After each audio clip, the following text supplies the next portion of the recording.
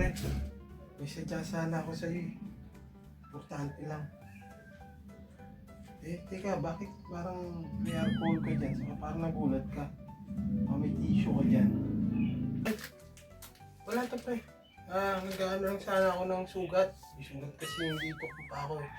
Ano ba sadya mo? Kailangan ko sana pa rin ng pera eh. Baka meron ka dyan.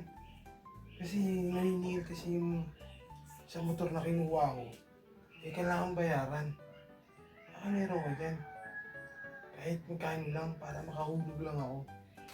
Patay tayo dyan pre. Wala talaga ako kahit magkano.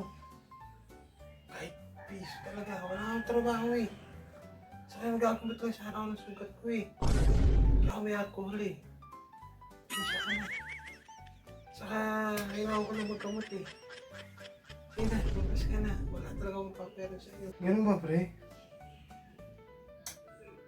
Sayang. Talaga eh. Nilinis ka ng sugat. Tingnan mo, naglululo ka lang. Lulo ka. Hindi ako naglululo. Saka maglinis ang sugat. Gago to. Ito na, tawa.